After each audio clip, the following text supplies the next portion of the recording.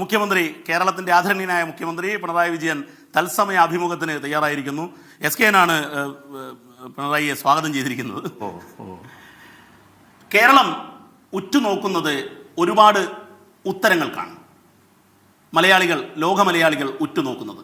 കാരണം ഈ തെരഞ്ഞെടുപ്പിന് അത്രമേൽ പ്രാധാന്യമുണ്ട് ജനാധിപത്യ പ്രക്രിയയിൽ, ദേശീയ തലത്തിൽ ഇന്ത്യയിലെ ഭരണകൂടവുമായി ബന്ധപ്പെട്ട്. അതുകൊണ്ട് തന്നെ കേരളത്തിൻ്റെ മുഖ്യമന്ത്രിക്ക്, CPIM-ന്റെ ഇടതുപക്ഷത്തിൻ്റെ ദേശീയ നേതാവായ മുഖ്യമന്ത്രി പിണറായി വിജയന് എന്തൊക്കെ പറയാനുണ്ട് എന്നുള്ളതും ഏറെ പ്രസക്തമാണ്. സ്വാഗതം ശ്രീ പിണറായി വിജയൻ. നമസ്കാരം. ഏറ്റവും ആദ്യം തന്നെ തെരഞ്ഞെടുപ്പിലേക്ക് തന്നെ നമുക്ക് പോകാം. മുഖവരകളൊന്നും ആവശ്യമില്ല, കാരണം ലാസ്റ്റ് ലാപ്പിൽ പ്രചരണമാണ്. എന്തിന് ഇടതുപക്ഷത്തിന് ഇന്ത്യയിലെ ജനങ്ങൾ, കേരളത്തിലെ ജനങ്ങൾ വോട്ട് ചെയ്യണം എന്നുള്ളത് ഒരു ചോദ്യമാണ്. കാരണം UDF-ൻ്റെയും മറ്റ് ക്യാമ്പുകളുടെയും പ്രചരണം ഇവർ തുലോം അശക്തരാണല്ലോ എന്ന രീതിയിലുള്ളതാണ്. എന്തുകൊണ്ടാണ് ഇടതുപക്ഷത്തിന് വോട്ട് ചെയ്യണം? എന്തിനു വോട്ട് ചെയ്യണം?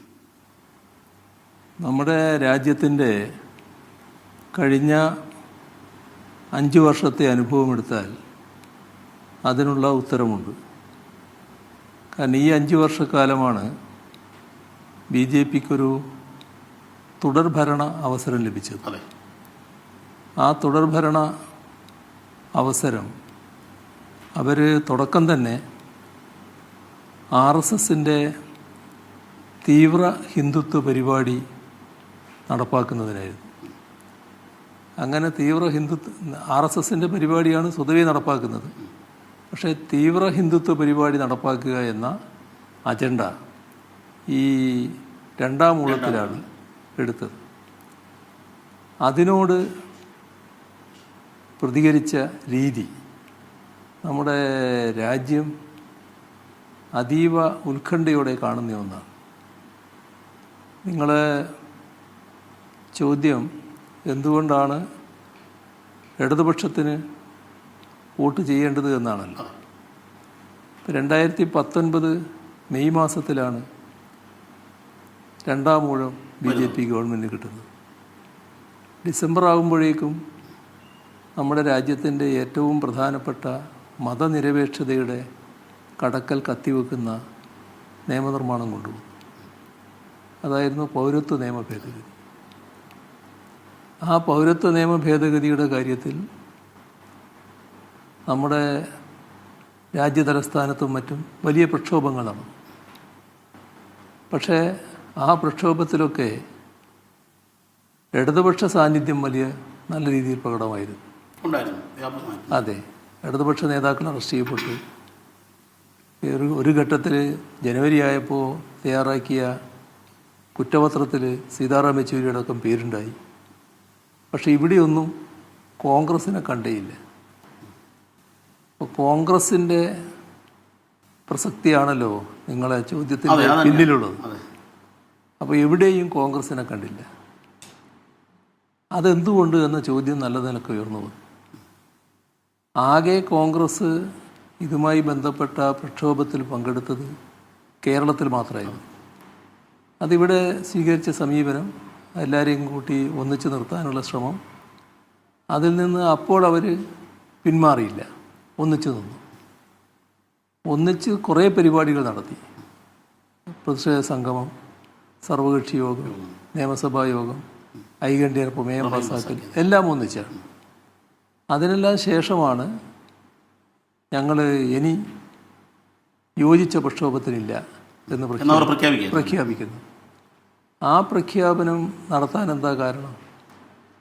സാധാരണ സർക്കാർ എന്തെങ്കിലും തെറ്റായ സമീപനം സ്വീകരിച്ചെങ്കിൽ അത് പറഞ്ഞിട്ടായിരിക്കും ഈ പറഞ്ഞ പ്രഖ്യാപനം നടത്തുക. ഇതേവരെ അങ്ങനെ സർക്കാരിനെ കുറ്റപ്പെടുത്തിയിട്ടില്ല. അപ്പോൾ ഒരു കാരണം മാത്രമേ ഉള്ളൂ.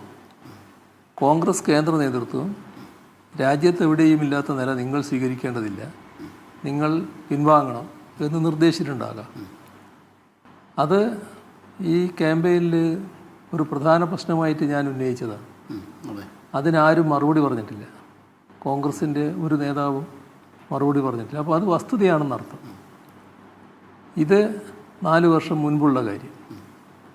ഇപ്പോൾ തെരഞ്ഞെടുപ്പിൻ്റെ പടിവാതിൽക്കലെത്തിയപ്പോഴാണ് ആ നിയമ ഭേദഗതി നടപ്പാക്കാനുള്ള ചട്ടം കൊണ്ടുവന്നത്. ചട്ടത്തിൻ്റെ കാര്യത്തിലും കോൺഗ്രസ്സിന് അഭിപ്രായമില്ല. നമ്മുടെ രാജ്യത്തെ പ്രധാനപ്പെട്ടൊരു പാർട്ടിയാണല്ലോ കോൺഗ്രസ്. ഇത് സംഘപരിവാർ അജണ്ടയാണെന്നുള്ള കാര്യത്തിൽ ആർക്കും സംശയമില്ലല്ലോ. അവരും അത് പറയാറുണ്ട്. അതെ, മതനിരപേക്ഷതയാണല്ലോ വലിയ തോതിൽ വെല്ലുവിളിക്കപ്പെടുന്നത്. അത്തരമൊരു കാര്യത്തിൽ കോൺഗ്രസ്സിന് അഭിപ്രായമില്ല. കോൺഗ്രസ് പ്രസിഡന്റിനോട് ചോദിച്ചപ്പോൾ രാത്രി ആലോചിച്ച് പറയാമെന്നാണ് പരിഹാസ രൂപേണയുള്ള മറുപടി. ഈ യാത്ര നടത്തുകയായിരുന്നു രാഹുൽ ഗാന്ധി. ഭാരത് ചോഡോ യാത്രയിലാണ് അദ്ദേഹം ലോകത്തുള്ള എല്ലാ കാര്യത്തെയും പറ്റി അഭിപ്രായം പറഞ്ഞിട്ടുണ്ട്, ഇതിനെക്കുറിച്ച് മാത്രമില്ല. അപ്പോൾ എന്താണ് അങ്ങനെ വരാൻ കാരണം? അതൊരു ഭാഗം. തെരഞ്ഞെടുപ്പ് അടുത്തു. തെരഞ്ഞെടുപ്പിൽ എല്ലാ രാഷ്ട്രീയ പാർട്ടികളും സ്വാഭാവികമായും പ്രകടന പത്രിക പുറത്തിറക്കി. ഞങ്ങൾ 2 കമ്മ്യൂണിസ്റ്റ് പാർട്ടികൾ അർത്ഥശങ്കക്കിടയില്ലാതെ ഇത് ഈ നിയമഭേദഗതി, പൗരത്വ നിയമ ഭേദഗതി റദ്ദ് ചെയ്യും എന്ന് തറപ്പിച്ച് പറഞ്ഞു. അതെ, കോൺഗ്രസിൻ്റെ പ്രകടന പത്രിക ഇറങ്ങി. ഒരു ഭാഗവും പരാമർശിച്ചില്ല. അതെന്തുകൊണ്ടാണ് പരാമർശിക്കാതിരുന്നത്? പരാമർശിച്ചില്ല എന്ന് പറഞ്ഞപ്പോൾ കേരളത്തിലെ പ്രതിപക്ഷ നേതാവ് അത് പ്രകടന പത്രിക വായിക്കാത്തത് കൊണ്ടും ആ പേജ് വായിക്കാത്തത് കൊണ്ടും ഇന്ന ഖണ്ഡിക വായിക്കാത്തത് കൊണ്ടുമാണ് എന്ന് പറഞ്ഞുകൊണ്ട് തിരിച്ചാക്ഷേപം ഉന്നയിക്കുന്ന നിലയിട്ടായി. വായിക്കാത്ത ഒരു കാര്യം കൂടി പറഞ്ഞു, അങ്ങേക്ക് അതിന്റെ ഭാഗം അയച്ചു തന്നു എന്നൊക്കെ അവകാശപ്പെട്ടാണ്. അങ്ങനെ ഉണ്ടായിട്ടുണ്ടോ? ഏതായാലും അദ്ദേഹം അയച്ചത് എനിക്ക് കിട്ടിയില്ല. എനിക്ക് ഇതൊന്നും ഒരു രഹസ്യമല്ലല്ലോ പ്രകടന പത്രിക. പബ്ലിക് ഡൊമൈനിൽ ലഭ്യമാണ്. ആ ദിവസം ഞാൻ പത്രക്കാരെ കണ്ടത് പ്രകടന പത്രികയുമായിട്ടായിരുന്നു, കോൺഗ്രസിന്റെ പ്രകടനം.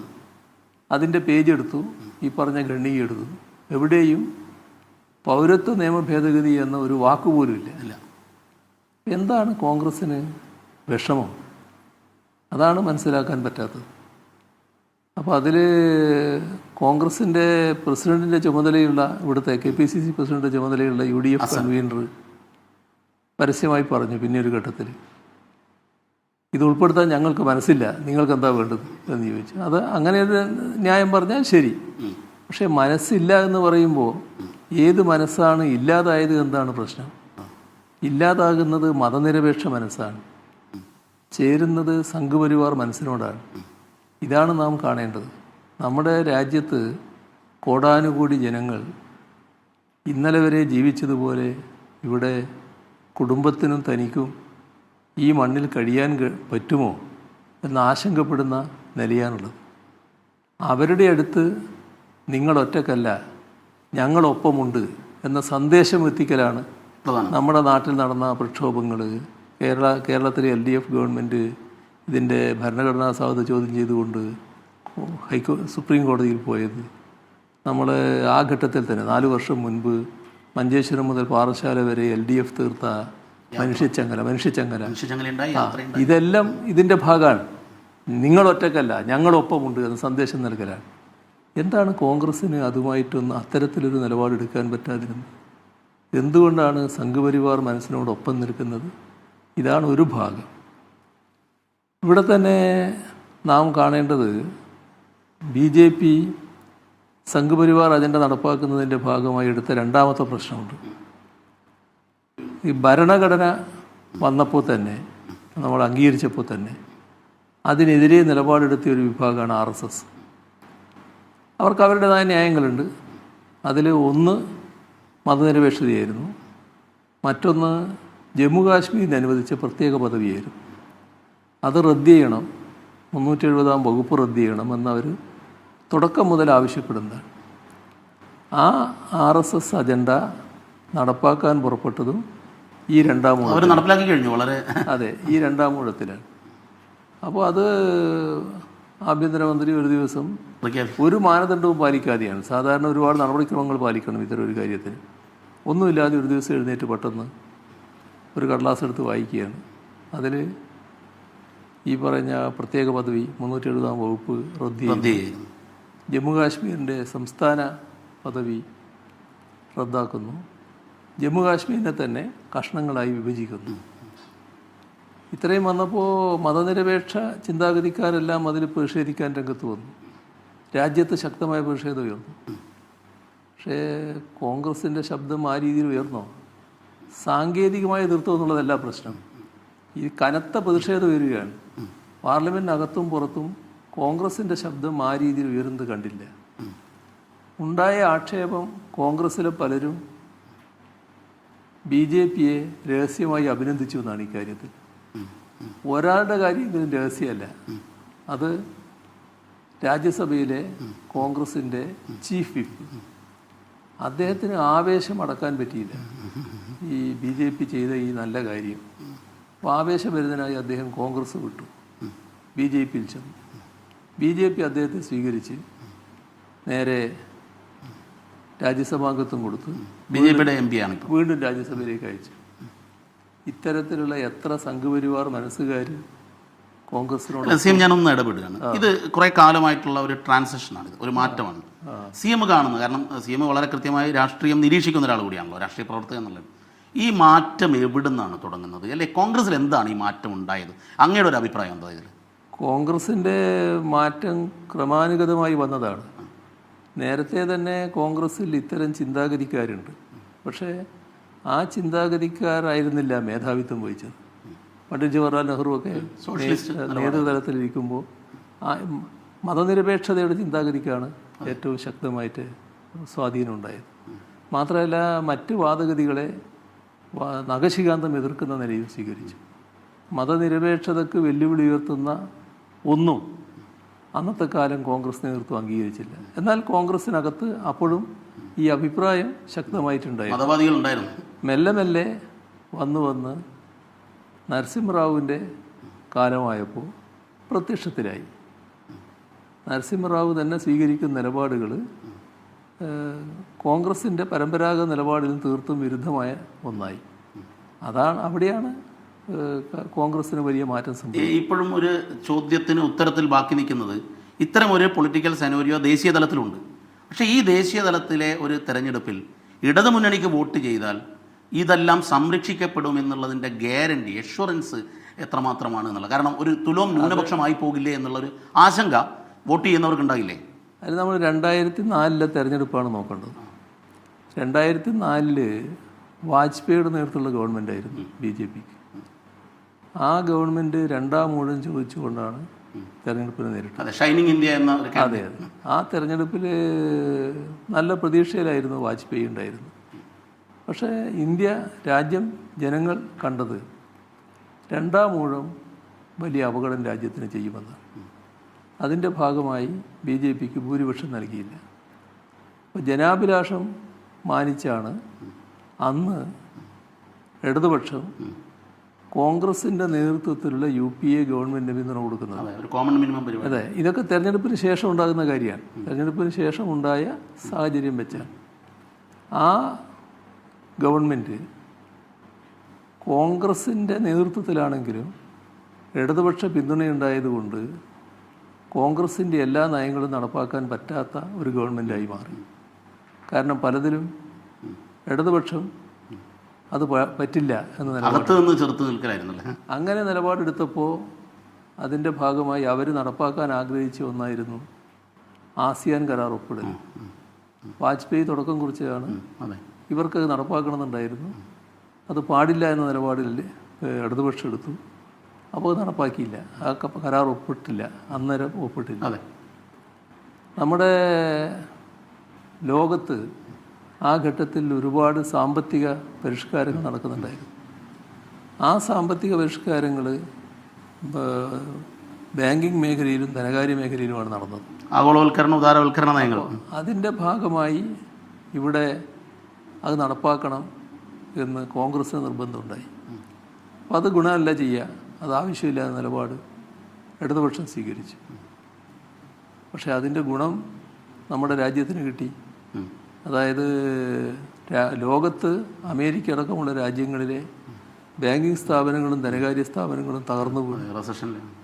നമ്മുടെ ബാങ്കിങ് സ്ഥാപനങ്ങൾക്ക് ഒരു കുഴപ്പമുണ്ടായില്ല. കാരണം ഈ പരിഷ്കാരം നടപ്പാക്കത്തിൻ്റെ ഭാഗമായിരുന്നു അത്. പിന്നെ നമ്മൾ തൊഴിലുറപ്പ് പദ്ധതി നടപ്പാക്കി. നമ്മുടെ രാജ്യത്ത് വനാവകാശ നിയമം വന്നു. കൃഷിക്കാരുടെ പ്രശ്നങ്ങൾ പഠിക്കുന്നതിന് വേണ്ടി സ്വാമിനാഥൻ കമ്മീഷനെ ചുമതലപ്പെടുത്തി. അപ്പോൾ ഇടതുപക്ഷം ഉണ്ടായാൽ വരുന്ന മാറ്റമാണിതൊക്കെ. അപ്പോൾ ഇതിൻ്റെ മൊത്തം ഫലം എന്തായി? ഇടതുപക്ഷത്തെ കോൺഗ്രസ് ഒരു പൊല്ലാപ്പായിട്ടാണ് കണ്ടിരുന്നത്. തലവേദനയായിരുന്നു. അപ്പോൾ ആ ഇടതുപക്ഷത്തെ ഒഴിവാക്കണം എന്നതാണ് അവർക്ക് പിന്നീടൊരു ഘട്ടം കഴിഞ്ഞപ്പോൾ വല്ലാത്ത താല്പര്യമായിട്ട് വന്നു. അതിലേക്ക് പിന്നെ കാര്യങ്ങൾ നീക്കുന്ന നിലയുണ്ടായി. പക്ഷേ മൊത്തമായിട്ടെടുത്താൽ ആ ഗവൺമെൻറ് ഒരു ജനദ്രോഹ ഗവൺമെൻറ്റായി മാറിയില്ല. അതിൻ്റെ കാരണം ഇടതുപക്ഷം ഉണ്ടായതുകൊണ്ടാണ്, ഇടതുപക്ഷത്തിൻ്റെ ഇടപെടൽ കാരണമാണ്. അതാണ് യഥാർത്ഥത്തിൽ ഇപ്പോൾ പ്രസക്തമാകുന്നത്. അല്ല, അതാണ് രണ്ടാം UPA വരാനിടയായത്. അതെ, ഇതിൻ്റെ കൂടെ ചേർത്ത് വായിക്കണം, വിശദമായി പറയാതെ ഞാൻ പറയാം. രണ്ടാം UPA ഗവൺമെൻറ് വന്നപ്പോൾ കോൺഗ്രസിൻ്റെ തനി സ്വഭാവം കാണിച്ചു. ഇടതുപക്ഷമില്ല, ഇടതുപക്ഷത്തിൻ്റെ പിന്തുണയില്ല, ഞങ്ങൾ സ്വതന്ത്രമായി എന്നുള്ള ആശ്വാസത്തിലാണ് അവർ. അപ്പോഴാണ് ആസിയാൻ കരാർ നടപ്പാക്കിയത്. അത് എത്രമാത്രം ബുദ്ധിമുട്ട് ഇവിടെ ഉണ്ടാക്കിയെന്ന് ഞാൻ പ്രത്യേകിച്ച് പറയേണ്ടതില്ലല്ലോ. പിന്നെ ഒന്നാം UPA സർക്കാർ വെച്ച സ്വാമിനാഥൻ കമ്മീഷൻ റിപ്പോർട്ട് കയ്യിൽ കിട്ടി. അതിൻ്റെ പരിശോധന നടത്തിയപ്പോൾ താങ്ങുവിലയെപ്പറ്റി അന്ന് കോൺഗ്രസ് കണ്ടത് ആ താങ്ങുവില മാർക്കറ്റ് പൊളിക്കുകയാണ് ചെയ്യുക. അതുകൊണ്ടത് അംഗീകരിക്കുന്നില്ല, ആ റിപ്പോർട്ടേ തള്ളുന്നു. ഇതായിരുന്നു രണ്ടാം UPA സർക്കാരിൻ്റെ നില. കടുത്ത ജനദ്രോഹ നടപടികളിലേക്ക് നീങ്ങി. അത് സമരം തുടങ്ങിയപ്പം അതാണ് ജനങ്ങളിലാകെ അസംതൃപ്തി ഉണ്ടാക്കിയത്, കടുത്ത അസംതൃപ്തി. ആ അസംതൃപ്തിയാണ് BJPക്ക് ഉപയോഗിക്കാൻ അവസരം കിട്ടിയത്. അങ്ങനെയാണ് 2009 മോദി സർക്കാരിൻ്റെ ആദ്യത്തെ വരവ് BJPക്ക് അവസരം കൊടുക്കുന്നത്. ഈ കോൺഗ്രസിൻ്റെ തെറ്റായ നയമാണ്, ജനവിരുദ്ധ നയമാണ്, ആ ഗവൺമെൻറ് ജനവിരുദ്ധ നയമാണ്. അപ്പോൾ ഇടതുപക്ഷം ഉണ്ടായാലുള്ള ഗുണം, ഇടതുപക്ഷം ഇല്ലാതിരിക്കുമ്പോഴുള്ള ദോഷം, ഇതെല്ലാം നമ്മുടെ രാജ്യം കണ്ടതും അനുഭവിച്ചതുമാണ്.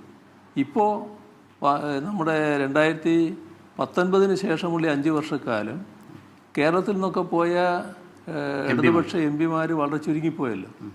LDFന് ആകെ 2 പേര് അവസാനമുള്ളൂ, ആലപ്പുഴയും പിന്നെ കോട്ടയും. ഈ ബാക്കി 18 പേരും UDFൻ്റെ ഭാഗമായി നിൽക്കുന്നതാണ്. ഈ പ്രധാനപ്പെട്ട പ്രശ്നങ്ങളൊക്കെ വരുമ്പോൾ ഇവർ നിശബ്ദത പാലിക്കുകയാണ് ചെയ്തത്. ഇതാണ് നമ്മൾ കാണേണ്ട ഒരു കാര്യം. അതേസമയം ഇടതുപക്ഷം ഉണ്ടായിരുന്നെങ്കിലോ ശക്തമായ ഇടപെടൽ നടക്കും. ആ ഇടപെടൽ നടന്നില്ല എന്നുള്ളതാണ് നമ്മുടെ ഏറ്റവും പ്രയാസമുണ്ടാക്കിയ കാര്യം. ഇതിൽ ഇപ്പോൾ പ്രചരണം അവസാനിച്ചു, അങ്ങയുടെ യാത്ര, അങ്ങയുടെ സംസ്ഥാനതല പര്യടനം വയനാട് നിന്ന് തുടങ്ങി, ഒടുവിൽ തലശ്ശേരിയിൽ അവസാനിച്ചു. ഈ പര്യടനം ഉടനീളം നമ്മൾ കണ്ടതാണ്. പര്യടനത്തിൻ്റെ ഒരു ഘട്ടം കഴിയുമ്പോൾ രാഹുൽ ഗാന്ധി അങ്ങയെ അതിരൂക്ഷമായി കടന്നാക്രമിക്കുന്നു. അങ്ങ് വിട്ടുകൊടുക്കാതെ അങ്ങോട്ടും മറുപടി പറയുന്ന ഒരു സാഹചര്യം ഉണ്ടായി. യഥാർത്ഥത്തിൽ അതായത് അങ്ങ് നരേന്ദ്രമോദിക്കെതിരെ പ്രസംഗത്തിൽ പറയുന്നുണ്ട്, ഇതൊക്കെ ശ്രദ്ധിക്കപ്പെടുന്നുണ്ട്. പക്ഷേ പിന്നീടുള്ള ക്യാമ്പയിൻ അങ്ങ് രാഹുൽ ഗാന്ധിയെയാണ് കടന്നാക്രമിക്കുന്നത് എന്നുള്ള നിലയിലാണ്. ഇതിലെ യഥാർത്ഥ വസ്തുത എന്താണ്? അത് സ്ട്രാറ്റജിക്കലായി എന്തെങ്കിലും അങ്ങനെ ഒരു തീരുമാനം എടുത്തതാണോ? എന്താണ് അതിൻ്റെ? അത് രാഹുൽ ഗാന്ധിക്കും കോൺഗ്രസിനും എല്ലാമുള്ള മനസാക്ഷിക്കുത്തിൻ്റെ ഭാഗമായിട്ടാണ്, അവർക്കെതിരെയാണ് പറയുന്നതെന്ന് തോന്നുന്നത്. അവർ ചെയ്ത നിലപാട് ഒരു തരത്തിലും നീതീകരിക്കാൻ പറ്റുന്നതല്ല. ഇപ്പോൾ പൗരത്വ നിയമ ഭേദഗതി, അതിനെക്കുറിച്ച് പറയുമ്പോൾ അത് BJPക്കെതിരാണ്. BJP ഗവൺമെൻറ്റാണത് കൊണ്ടുവരുന്നത്, മതനിരപേക്ഷതയ്ക്കെതിരാണ്. അപ്പോൾ അതിനെയാണ് ഞാൻ വിമർശിക്കുന്നത്. പക്ഷേ ആ വിമർശനത്തോടൊപ്പം തന്നെ കോൺഗ്രസിൻ്റെ നിലപാട് പറയുന്നില്ലെങ്കിൽ അത് ശരിയാവില്ല. കോൺഗ്രസ് ആ മതനിരപേക്ഷ നിലപാട് ശക്തിപ്പെടുത്താനല്ല നിന്നത്. മതനിരപേക്ഷതയ്ക്ക് വലിയ ആഘാതമുണ്ടാക്കുന്ന ഇത്തരമൊരു ഭേദഗതിയുടെ കൂടെ മൗനത്തിലൂടെ നിൽക്കുന്ന നിലയാണ് ഉണ്ടായത്. അപ്പോൾ അത് പറയുമ്പോൾ രാഹുൽ ഗാന്ധിയുടെ പേര് പറയും. രാഹുൽ ഗാന്ധിയുടെ പേര് എവിടെയാണ് പറഞ്ഞത്? രാഹുൽ ഗാന്ധി ഈ രാജ്യത്തൊരു യാത്ര നടത്തി, ഇവിടെയാണ് അദ്ദേഹത്തിൻ്റെ പേര് പറയുന്നത്. ആ ഘട്ടത്തിൽ ഒരു പരാമർശവും നടത്തുന്നില്ല. അതല്ലേ വസ്തുത? അത് കഴിഞ്ഞ് രാഹുൽ ഗാന്ധി അങ്ങോട്ട് കടന്നാക്രമിക്കുകയായിരുന്നു. അല്ല, രാഹുൽ ഗാന്ധി വന്ന് പറഞ്ഞത് ആ തരത്തിലുള്ളതാണല്ലോ. അപ്പോൾ അത്തരം കാര്യങ്ങൾ പറയുമ്പോൾ ഇതിലെന്താണ് രാഹുൽ ഗാന്ധിക്ക് പറയാനുള്ളതെന്നാണ് ചോദിക്കുന്നത്. രാഹുൽ ഗാന്ധിയെ കടന്നാക്രമിച്ചു എന്ന് പറഞ്ഞാൽ രാഹുൽ ഗാന്ധിയെ കടന്നാക്രമിക്കലല്ല. ഓരോ കാര്യത്തിലും കോൺഗ്രസിൻ്റെ നിലപാട് എന്താണെന്നാണ് ഞാൻ ചോദിച്ചത്.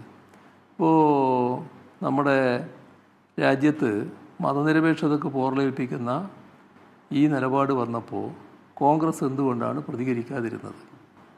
കേരളത്തിൽ ഇത്തരം യോജിച്ച സമരത്തിലുണ്ടായി, അതിൽ നിന്ന് പിൻവാങ്ങാൻ കേന്ദ്ര കോൺഗ്രസ് നേതൃത്വം പറയുന്നു. രാഹുൽ ഗാന്ധി പറയണം, പറഞ്ഞിട്ടില്ലെങ്കിൽ ഞങ്ങളങ്ങനെ പറഞ്ഞിട്ടില്ല, ഇതുവരെ പറഞ്ഞിട്ടില്ല. ഇങ്ങനെ ഓരോ ഘട്ടത്തിൽ രാഹുൽ ഗാന്ധിയോട് ചോദിക്കുകയാണ്, അത് കോൺഗ്രസിൻ്റെ നേതാവെന്ന നിലക്ക്. അപ്പോൾ അദ്ദേഹത്തിന് അതിൻ്റെ ബാധ്യതയുണ്ടല്ലോ. ആ ബാധ്യതയുടെ ഭാഗമായിട്ടാണ് ചോദ്യം. യഥാർത്ഥ പ്രശ്നം BJP കാണിച്ചിട്ടുള്ള മതനിരപേക്ഷതയെ തകർക്കുന്ന നിലപാടാണ്. അത് ഭരണഘടനാ വിരുദ്ധമായ ഒരു നിലപാടുമാണ്. അതിനെയാണ് വിമർശിക്കുന്നത്. പക്ഷേ ആ നടപടിയെ അംഗീകരിക്കുന്ന നിലപാട് കോൺഗ്രസ് സ്വീകരിച്ചതിനെ അതോടൊപ്പം വിമർശിക്കുന്നു. അതാണ് പ്രശ്നം. പക്ഷേ ഒടുവിലെത്തുമ്പോഴേക്കും പിണറായി വേഴ്സസ് രാഹുൽ ഗാന്ധി എന്ന നിലയിലേക്ക് ക്യാമ്പയിൻ മാറി എന്നുള്ള വസ്തുതയാണ്. കാരണം രാഹുൽ ഗാന്ധി തന്നെ അങ്ങയുടെ പേരെടുത്ത് പറഞ്ഞുകൊണ്ട് എണ്ണിപ്പറഞ്ഞ വിമർശനങ്ങൾ നടത്തുന്ന ഒരു സാഹചര്യം ഉണ്ടാകുന്നു. പിറ്റേ ദിവസം അങ്ങ് പറയാണ് അങ്ങയുടെ മുത്തശ്ശി ജയിലിലിട്ടതും ഒന്നും ഞാൻ ഇപ്പോൾ പറയുന്നില്ല എന്നുള്ളത്. അത് ഏത് ഘട്ടത്തിലാണ് അത് നൽകിയൊരു സന്ദേശം? അത് കേരളത്തിൽ വന്ന് ഈ അദ്ദേഹം എന്നെ എന്തുകൊണ്ട് അറസ്റ്റ് ചെയ്യുന്നില്ല എന്ന് ചോദിക്കുകയാണ്. എന്തൊരു വിടുവായത്വമാണത്? അത് തന്നെയല്ലേ എനിക്ക് ചോദിക്കാനുള്ളത്. രാഹുൽ ഗാന്ധി ഒരു കോൺഗ്രസിൻ്റെ ഒരു ദേശീയ നേതാവാണല്ലോ. എന്തടിസ്ഥാനത്തിലാണ് എന്നെ അറസ്റ്റ് ചെയ്യേണ്ടത്? എന്ത് കേസിൻ്റെ ഭാഗമായിട്ടാണ്? എന്താണ് അങ്ങനെ ഒരു ചോദ്യം ചോദിക്കാൻ അദ്ദേഹത്തെ പ്രേരിപ്പിച്ച കാര്യം? വസ്തുതാപരമായിരിക്കണ്ടേ ചോദ്യം? തങ്ങളുടെ ഇന്നത്തെ രാജ്യത്ത് നമ്മുടെ കേന്ദ്ര ഗവൺമെൻറ് BJPയുടെ നേതൃത്വത്തിൽ കേന്ദ്ര അന്വേഷണ ഏജൻസികളെ ഉപയോഗിച്ച് BJP ഇതര രാഷ്ട്രീയ പാർട്ടികൾക്ക് നേരെ വലിയ തോതിൽ കുതിര കയറുകയാണ്. കേന്ദ്ര അന്വേഷണ ഏജൻസികൾ വലവീശി പിടിക്കുന്ന നില എല്ലായിടവും സ്വീകരിക്കുന്നു. അതിനെപ്പറ്റി കോൺഗ്രസ്സിന് വലിയ തോതിൽ പരാതി ഉണ്ടായിട്ടുണ്ട്. കോൺഗ്രസ് സ്വീകരിക്കുന്ന സമീപനം കോൺഗ്രസിൻ്റെ നേതാക്കന്മാരുടെ നേരെ വരുമ്പോൾ കോൺഗ്രസ് എതിർക്കും. എല്ലാത്ത കോൺഗ്രസ് ഇതര പാർട്ടികളുടെ നേരെ വരുമ്പോൾ കോൺഗ്രസ് കേന്ദ്ര അന്വേഷണ ഏജൻസികളോടൊപ്പം നിൽക്കും. മൗനമല്ല, കേന്ദ്ര അന്വേഷണ ഏജൻസികളോടൊപ്പം നിൽക്കും. അതിൻ്റെ ഏറ്റവും വലിയ ദുരന്ത സാക്ഷി ഡൽഹി മുഖ്യമന്ത്രിയാണ്, കെജ്രിവാളാണ്. ഇപ്പോൾ ഒരു വർഷം മുൻപാണല്ലോ മനീഷ് സിസോദിയ അവിടുത്തെ ഉപമുഖ്യമന്ത്രി അറസ്റ്റ് ചെയ്യുന്നത്. ആ അറസ്റ്റ് നടന്നപ്പോൾ കോൺഗ്രസ് ചോദിച്ച ചോദ്യം എന്തുകൊണ്ട് കെജ്രിവാളിനെ അറസ്റ്റ് ചെയ്യുന്നില്ല എന്നാണ്. എന്താണ് ഈ കേസിൽ മുഖ്യ സൂത്രധാരകൻ കെജ്രിവാളല്ലേ, എന്തുകൊണ്ട് അദ്ദേഹത്തെ കേസിൽ ഉൾപ്പെടുന്നില്ല? ഇതാണ് കോൺഗ്രസിൻ്റെ രീതി. ആ രീതി ഉപേക്ഷിച്ചു എന്നാണ് ഇപ്പോൾ നമ്മുടെ ഡൽഹി 31 നടന്ന ഡൽഹി റാലിയിൽ കോൺഗ്രസ് നേതൃത്വം ആകെ വന്നിരുന്നു. അപ്പോൾ മനസ്സിലാക്കേണ്ടത്. പക്ഷേ ഉപേക്ഷിച്ചോ? അത് കഴിഞ്ഞ് ഇത് പ്രസംഗിച്ചിട്ടുണ്ട്. ഉപേക്ഷിച്ചില്ല. അതിനുശേഷമാണ് കേരളത്തിലെ പ്രതിപക്ഷ നേതാവ് കിഫ്ബിയുടെ മേലെ തോമസ് ഐസക്കിനെ കുറ്റപ്പെടുന്ന പ്രസംഗം നടത്തിയത്. തോമസ് ഐസക്കിനെതിരെ ED നോട്ടീസ് അയക്കുന്നു. അപ്പോൾ നേരെ തോമസ് ഐസക്കിനെ കുറ്റപ്പെടുത്തിക്കൊണ്ട് പ്രതിപക്ഷ നേതാവ് ഇവിടുന്ന് സംസാരിക്കുന്നു. അപ്പോൾ ഇതൊക്കെ കോൺഗ്രസിൻ്റെ ഒരു മനോഭാവമാണ് കാണിക്കുന്നത്.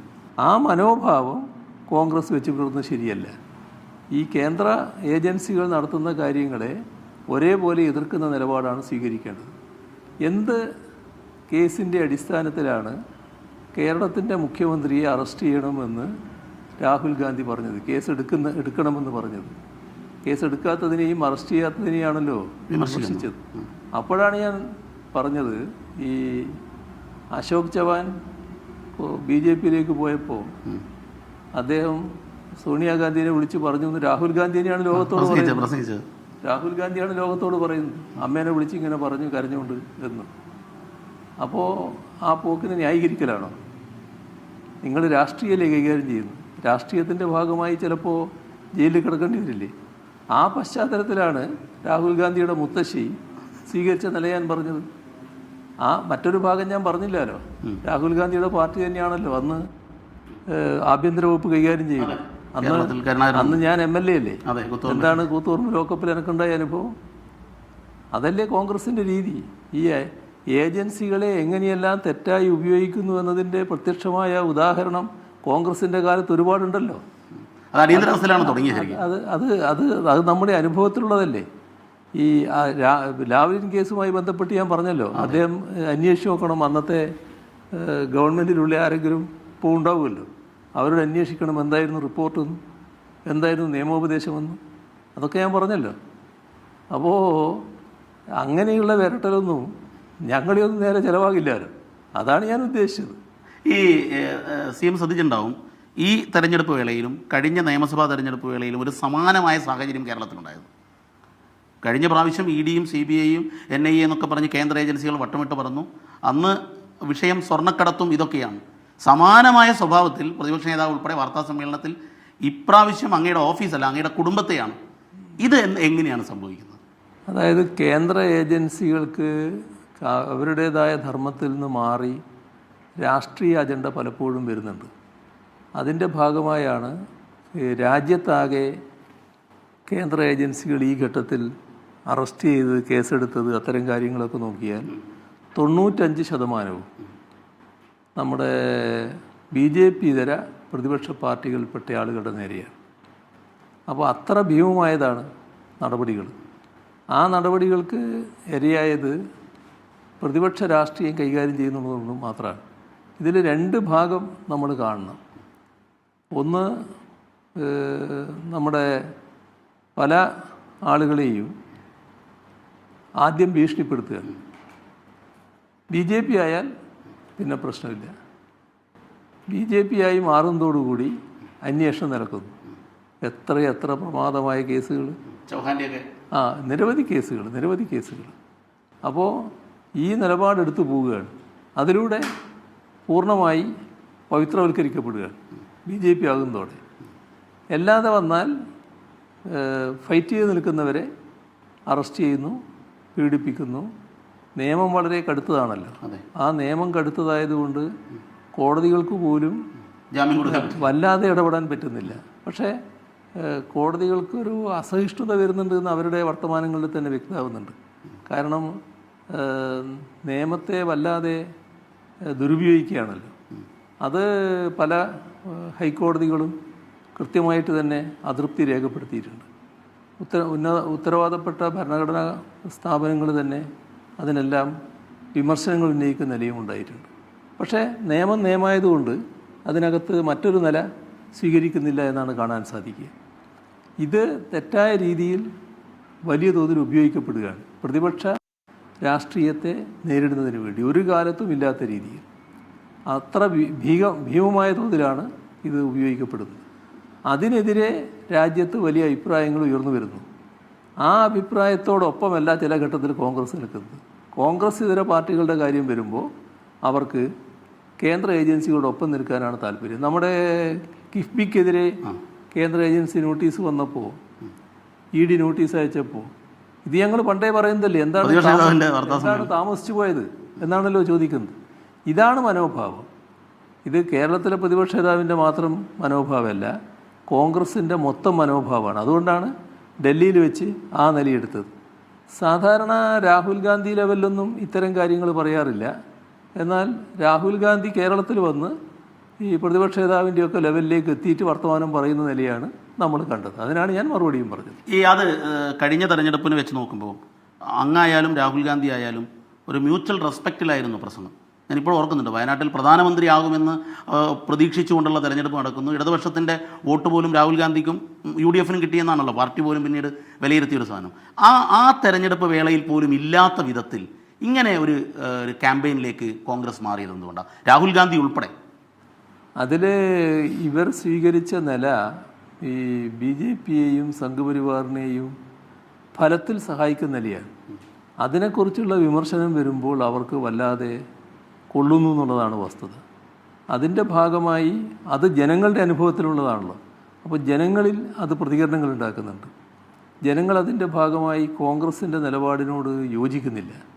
അപ്പോൾ അത് അവർക്ക് വല്ലാത്ത അസ്വസ്ഥത ഉണ്ടാക്കുന്നു. ആ അസ്വസ്ഥതയുടെ ഭാഗമായിട്ടാണ് ഇടതുപക്ഷത്തെ പ്രധാനമായും ആക്രമിക്കാൻ ഇവിടെ പുറപ്പെട്ടത്. അത് LDF-നെതിരെയുള്ള ആക്രമണമായിട്ട് മാറുകയാണ് ഉണ്ടായത്. ഈ കഴിഞ്ഞ പ്രാവശ്യം CM-ൻ്റെ ഓഫീസിനെ ടാർഗറ്റ് ചെയ്ത് അന്വേഷണങ്ങൾ, ED നോട്ടീസ്, ഒരു വലിയ പുകമറിയായിരുന്നു. എനിക്കൊന്ന് മാധ്യമങ്ങളുടെ സിംഹഭാഗം കണ്ടൻറ്റും അതായിരുന്നു. കഴിഞ്ഞ നിയമസഭാ തെരഞ്ഞെടുപ്പിൻ്റെ വേളയിൽ ഭരണ തുടർച്ചയുണ്ടായി. ഈ പ്രാവശ്യം പാർലമെൻറ്റ് തെരഞ്ഞെടുപ്പ് വരുമ്പോൾ അങ്ങയുടെ മകളെ കേന്ദ്രീകരിച്ചിട്ട് വാർത്തകൾ സൃഷ്ടിക്കപ്പെടുന്നു, വലിയ രീതിയിലെ കോലാഹലം വരുന്നു, അന്വേഷണം വരുന്നു, ED നോട്ടീസ് വരാൻ പോകുന്നു എന്നുള്ള പ്രചരണം വരുന്നു. എന്താണ് CM? കാരണം പ്രേക്ഷകർക്ക് ഇപ്പോഴും ചില സംശയങ്ങളെങ്കിലും ബാക്കി നിൽക്കും. എന്താണ് CM-ന് ഇതിൽ വ്യക്തമാക്കാനുള്ളത്? അല്ല, ഈ കേന്ദ്ര അന്വേഷണ ഏജൻസികൾ അവരുടെ ഭാഗമായി കാര്യങ്ങൾ അന്വേഷിക്കുന്നതിനൊന്നും ഞാനെതിരല്ല. സാധാരണഗതിയിൽ ചില കാര്യങ്ങൾ അവർക്ക് അന്വേഷിക്കേണ്ടതായിട്ട് വരും, അന്വേഷിക്കട്ടെ. പക്ഷേ ആ അന്വേഷണം രാഷ്ട്രീയ പ്രേരിതമാകുമ്പോഴാണ് അതിനകത്ത് പ്രശ്നങ്ങൾ വരുന്നത്. ഇപ്പോൾ തെരഞ്ഞെടുപ്പിൻ്റെ ഘട്ടം വരുമ്പോൾ ചില കാര്യങ്ങളിൽ വലിയ പ്രാധാന്യം വരുന്നത്. അതെല്ലാവർക്കും മനസ്സിലാകുന്ന കാര്യമാണ്. അതേസമയം കേരളത്തിൽ ദീർഘകാലമായിട്ട് അത് ഈ തെരഞ്ഞെടുപ്പിലോ കഴിഞ്ഞ തെരഞ്ഞെടുപ്പിലോ അതിന് മുൻപത്തെ തെരഞ്ഞെടുപ്പിലോ അല്ല, ദശാബ്ദങ്ങളായി ഒരു വൃത്തം, ആ വൃത്തം കൃത്യമായി എന്നെ ടാർഗറ്റ് ചെയ്തുകൊണ്ട് പ്രവർത്തിക്കുന്നുണ്ട്. അവർക്ക് അതിനാവശ്യമായ പിന്തുണ പല തലങ്ങളിൽ ലഭിക്കാറുണ്ട്. അതിൽ സാമ്പത്തിക പിന്തുണയുടെ പ്രശ്നമുണ്ട്, പ്രചരണത്തിന് പിന്തുണ നൽകാൻ മാധ്യമ പിന്തുണ ഉണ്ടാകാറുണ്ട്. അങ്ങനെ എല്ലാം കൂടി ചേർത്തിട്ടാണ് ആ കാര്യങ്ങൾ വന്നിരുന്നത്. പക്ഷേ അതൊന്നും നമ്മളെ തകർത്ത് കളഞ്ഞില്ലല്ലോ. ഞാൻ ആ കഥകളിലേക്കൊന്നും പോകുന്നില്ല. ഈ ഓരോ ഘട്ടവും കടന്നു വന്നത് നോക്കിയാൽ ആ ഘട്ടത്തിലൊന്നും ഒരു വ്യക്തി എന്ന നിലക്ക് ഞാൻ തകർന്നു പോയില്ലല്ലോ. എന്താ കാരണം? ഞാൻ എപ്പോഴും പറയാറുള്ളത് തന്നെയാണ്, ഈ മടിയിൽ കനമുള്ളവനെ വഴിയിൽ പേടിക്കാനുള്ളൂ. ഇത് കൈകൾ എപ്പോഴും ശുദ്ധമായി നിന്നാൽ നിങ്ങൾ യാതൊന്നും ഭയപ്പെടേണ്ടതില്ല. വലിയ പുകമറിയൊക്കെ സൃഷ്ടിക്കാൻ നോക്കും, വലിയ പ്രചരണം വരും, അപ്പോൾ ഉള്ളാലെ ചിരിച്ചുകൊണ്ട് അതിനെ നേരിടാൻ പറ്റും. ആ അവസ്ഥക്ക് ഇപ്പോഴും മാറ്റമില്ല. എല്ലാ ഘട്ടത്തിലും അങ്ങനെ വന്നോളും. മകളെ കാര്യത്തിൽ വരുന്നത് എന്താണ്? അവളൊരു കമ്പനി നടത്തി. എത്ര ആളുകൾ കമ്പനി നടത്തുന്നു? ഇതെന്താ ഒരു കുട്ടി ആദ്യമായിട്ട് കമ്പനി നടത്തുകയാണോ? കേരളത്തിലും ഇന്ത്യയിലും ആരെല്ലാം കമ്പനി നടത്തുന്നു? ആ കമ്പനി നടത്തുന്നതിൻ്റെ ഭാഗമായി നൽകുന്ന സേവനങ്ങൾ അതിന് പ്രതിഫലം പറ്റൂലേ? അത് പലയിടത്തുനിന്നും പറ്റൂലേ? ആ പ്രതിഫലം പറ്റുന്നത് ഒരു തെറ്റായ കാര്യമാണോ? നമ്മുടെ നാട്ടിൽ നിയമവിരുദ്ധമായ കാര്യമാണ്. ആ പ്രതിഫലം പറ്റുന്നത് ഏതെങ്കിലും മറച്ചു വെക്കുന്നുണ്ടോ? സാധാരണഗതിയിൽ എല്ലാം അക്കൗണ്ടിലല്ലേ, എല്ലാം കണക്കിലുണ്ടല്ലോ, എല്ലാം ഇൻകം ടാക്സിനടക്കം പോകുന്നുണ്ടല്ലോ. കമ്പനി കണക്കിലുണ്ട്, ഇൻകം ടാക്സിൻ്റെ കണക്കിലുമുണ്ട്, എല്ലാറ്റിലും ഉണ്ടല്ലോ. ഇവരെല്ലാം അന്വേഷിച്ചപ്പോൾ ഇതെല്ലാം ഇവിടെ കാണാനുണ്ടല്ലോ. അതിലെന്താ നിയമവിരുദ്ധമായിട്ടുണ്ട്?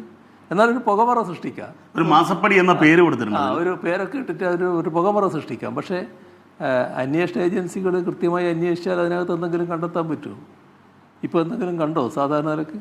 അപ്പോൾ അതാണ് ഈ ഉള്ളാലെ ചിരിച്ചുകൊണ്ട് നോക്കാൻ കഴിയുന്നതിൻ്റെ പൊരുൾ. അതാണ് അതിൻ്റെ വസ്തുത. ഈ പ്രതിസന്ധി എല്ലാം വരുമ്പോൾ ഇത് ഒന്ന് വ്യക്തിപരം കൂടിയാണ് ഈ ചോദ്യം. അങ്ങ് ഭാര്യ കമല ടീച്ചർ, മക്കൾ, ഇതെങ്ങനെയാണ് നിങ്ങൾ നേരിടുന്നത്? കാരണം ഇപ്പോൾ ഏറ്റവും ഒടുവിൽ വീണയായിരുന്നു ടാർഗറ്റ്. അതിനു മുമ്പ് നമ്മൾ പലതും കേട്ടതാണ്, കമല ഇൻ്റർനാഷണൽ കേട്ടതാണ്, കുന്നംകുളത്തെ വീട് കേട്ടതാണ്. ഇതൊക്കെ മാധ്യമ രംഗത്ത് നിന്ന് റിപ്പോർട്ട് ചെയ്യാൻ ഒപ്പം ഉണ്ടായിരുന്ന ഒരാളെന്നുള്ള നിലയിലാണ് എനിക്ക് തോന്നുന്നത്. എങ്ങനെയാണ് ഇത് ഓരോ വിഷയം വരുന്ന സമയത്തും എങ്ങനെയാണ് ഇതിന് ഏറ്റവും ഒടുവിലാണ് ഇപ്പോൾ വീണയ്ക്കെതിരായ കേസിൻ്റെ ഓരോന്നും ഇങ്ങനെ കണ്ട് അനുഭവിച്ച് വരികയാണല്ലോ. ഇപ്പോൾ മകളൊക്കെ ഇപ്പം മുതിർന്നയാളായി, പക്ഷേ കുട്ടിയായിരിക്കുന്ന കാലം മുതൽക്കേ ഇത്തരത്തിലുള്ള പ്രചരണങ്ങൾ അവർ കേട്ടുകൊണ്ടാണല്ലോ വളരുന്നത്. അതേസമയം അവർക്ക് നമ്മൾ വളർന്നു വരുന്ന സാഹചര്യം അറിയാലോ, ജീവിക്കുന്ന സാഹചര്യം അറിയാലോ. അപ്പോൾ അതിൻ്റെ ഭാഗമായുള്ള ഒരു ശുദ്ധത അവരുടെ അടുത്തെല്ലാം ഉണ്ടല്ലോ. ആ ശുദ്ധത ഇപ്പോഴും സൂക്ഷിക്കാൻ കഴിയുന്നുണ്ട്. അതുകൊണ്ടാണ് വലിയ വേവലാതി അതിനകത്തില്ലാത്തത്. എന്തെല്ലാം പുകമറ സൃഷ്ടിക്കാൻ ശ്രമിച്ചാലും ആർക്കും പ്രത്യേകമായൊരു കൂസലില്ലാത്തത് ഈ ശുദ്ധി ജീവിതത്തിൽ കൊണ്ടു നടക്കാൻ കഴിയുന്നതുകൊണ്ടാണ്. അത് നഷ്ടപ്പെട്ടാലേ ഭയപ്പെടേണ്ടതുള്ളൂ. അതാണ് എനിക്ക് പറയാനുള്ളത്. നമുക്കിനി രാഷ്ട്രീയ വിഷയങ്ങളിലേക്ക് വരണം. CM ശ്രദ്ധിച്ചിട്ടുണ്ടാവും, ലത്തിൻ അക്കൗണ്ട് മരവിക്കപ്പെട്ടിരിക്കുകയാണ്. രാജ്യത്ത് ഒരു പ്രധാനപ്പെട്ട വിഭാഗത്തിൻ്റെ സാമ്പത്തിക ഇടപാടുകൾ ഇനി എങ്ങനെയാകുമെന്ന് ഒരു സഭ ആലോചിക്കുന്നൊരവസ്ഥയിലാണ്. CM എങ്ങനെയാണ് ഇതിനെ കാണുന്നത്? കാരണം ഇത് ഒരു തെരഞ്ഞെടുപ്പ് വേളയോ അല്ലെങ്കിൽ വിഴിഞ്ഞം വിഷയമോ ഇങ്ങനെയൊക്കെ പലതും ഉണ്ട്. ഇതിനിടയിൽ ഇത് മരവിക്കപ്പെടുമ്പോൾ എങ്ങനെയാണത്? അതിന് വലിയ രാഷ്ട്രീയ മാനമില്ലേ? നമ്മുടെ രാജ്യത്ത് ഈ ഇത്തരം FCRIയുടെ ഭാഗമായിട്ടുള്ള അക്കൗണ്ട് മരവിപ്പിക്കലുകൾ, അത് 16,000-ഓളം അക്കൗണ്ടുകൾ ഇന്ത്യ ഗവൺമെൻറ് മരവിപ്പിച്ചിട്ടുണ്ട്. അതിനകത്ത് 1,000-ഓളം അക്കൗണ്ടുകൾ ക്രൈസ്തവ വിഭാഗവുമായിട്ട് ബന്ധപ്പെട്ടതാണ്. ഇപ്പോൾ കഴിഞ്ഞ മാസമോ 2 മാസമോ ആയിട്ടുള്ളൂ, ചർച്ച് ഓഫ് നോർത്ത് ഇന്ത്യ അവരുടെ അക്കൗണ്ട് ഫ്രീസ് ചെയ്തു. ഇത് ഒരു ന്യൂനപക്ഷ വിരുദ്ധ സമീപനത്തിൻ്റെ ഭാഗമായി വരുന്നൊരു കാര്യമാണെന്ന് നമ്മൾ പ്രത്യേകമായിട്ട് കാണണം. ഇതിനകത്ത് ഇപ്പം വിഴിഞ്ഞ സമരവും ഈ അക്കൗണ്ട് മരവിപ്പിക്കലും തമ്മിൽ എന്തെങ്കിലും പ്രശ്നമുണ്ടോ എന്ന് എനിക്കറിയില്ല. അത് അങ്ങനെ ഉണ്ടാകാൻ സാധ്യതയില്ല സാധാരണ നിലക്ക്. കാരണം ഇതൊരു ന്യൂനപക്ഷ വിരുദ്ധ സമീപനത്തിൻ്റെ ഭാഗമായി വരുന്നതാണ്. അതുകൊണ്ടാണ് 1000-ഓളം ക്രൈസ്തവ അക്കൗണ്ടുകൾ മരവിപ്പിക്കുന്ന നിലയുണ്ടായിട്ടുള്ളത്. ഇവിടെ ഒരു ഭാഗം കാണേണ്ടത് ഈ പുതിയ അനുമതി കൊടുക്കുന്നതെല്ലാം RSSനാണ്. RSSുമായി ബന്ധപ്പെട്ട സംഘടനകൾക്ക് അനുമതികൾ തുറന്നു കൊടുക്കുന്നുണ്ട്. ബാക്കിയെല്ലാം മരവിപ്പിക്കുന്ന നിലയുണ്ടാവുകയാണ്. ഇതൊരു ഗവൺമെൻറ് എന്ന നിലയ്ക്ക് ചെയ്യാൻ പാടില്ലാത്തതാണ്. ന്യൂനപക്ഷങ്ങളെ ശ്വാസം മുട്ടിക്കുക എന്നതാണ് അതിൻ്റെ ഉദ്ദേശം. ഇപ്പോൾ ലത്തീൻ അതിരൂപത കൃത്യമായി പറഞ്ഞല്ലോ, ഞങ്ങളെ പ്രവർത്തനങ്ങൾ നടത്താൻ തന്നെ വിഷമമുണ്ടാകുന്നു, അതിൽ സഹായിക്കാൻ തയ്യാറാകണം എന്നൊക്കെ ആളുകളോട് അഭ്യർത്ഥിക്കുന്ന നിലയുണ്ടായല്ലോ. അതാണല്ലോ വസ്തുത. ഒരു കാര്യങ്ങൾ നടത്തിക്കൊണ്ടുപോകുന്നതിനാണല്ലോ ഇത്തരം സഹായങ്ങൾ സ്വീകരിക്കുന്നത്. പല ജീവകാരുണ്യ പ്രവർത്തനങ്ങളും സഭ നടത്തുന്നുണ്ടല്ലോ. അതിൽ പ്രായമായവർക്കുള്ള സഹായമുണ്ട്, വിരമിച്ച സന്യാസിമാർ, പിന്നെ വൈദികർ, അങ്ങനെയെല്ലാം ഉള്ളവരുണ്ട്. അവരെല്ലാം സംരക്ഷിക്കുന്നുണ്ടല്ലോ സഭ. അപ്പോൾ അത്തരം കാര്യങ്ങളിലുള്ള സഹായത്തിന് വേണ്ടിയാണ് ഈ പണം ഉപയോഗിക്കുന്നത്. അത് രാഷ്ട്രീയ ആവശ്യത്തിന് വേണ്ടി ഞങ്ങളോടൊപ്പം നിൽക്കണം, അല്ലെങ്കിൽ നിങ്ങളെ മുട്ടിച്ചു കളയും എന്ന നിലപാടെടുക്കുന്നത് ഒരു തരത്തിൽ ന്യായീകരിക്കത്തക്കതല്ലാലും യഥാർത്ഥ ലക്ഷ്യം ഇവരെയൊക്കെ BJPക്ക് അനുകൂലമാക്കി മാറ്റലാണ്. എങ്ങനെ BJPക്ക് അനുകൂലമായിട്ട് സാധാരണഗതിയിൽ ആളുകൾക്ക് മാറാൻ പറ്റും? ഇപ്പോൾ നമ്മുടെ ഈ അടുത്ത നാളല്ലേ മണിപ്പൂരിലെ അനുഭവം നമ്മുടെ മുന്നിലുള്ളത്. എത്ര പേരാണ് കൊല ചെയ്യപ്പെട്ടത്, എത്ര ആരാധനാലയങ്ങളാണ് തകർക്കപ്പെട്ടത്, 1,00,000-ലധികം ആളുകൾക്കല്ലേ വീട് വിട്ട് ഓടിപ്പോകേണ്ടി വന്നത്. അതൊന്നും കേരളത്തിലല്ലാന്ന് വെച്ചിട്ട് കേരളത്തിലുള്ളവർക്കും അതിൻ്റെ അലയടിക്കുമല്ലോ, കാര്യങ്ങൾ മനസ്സിലാക്കാൻ പറ്റുമല്ലോ.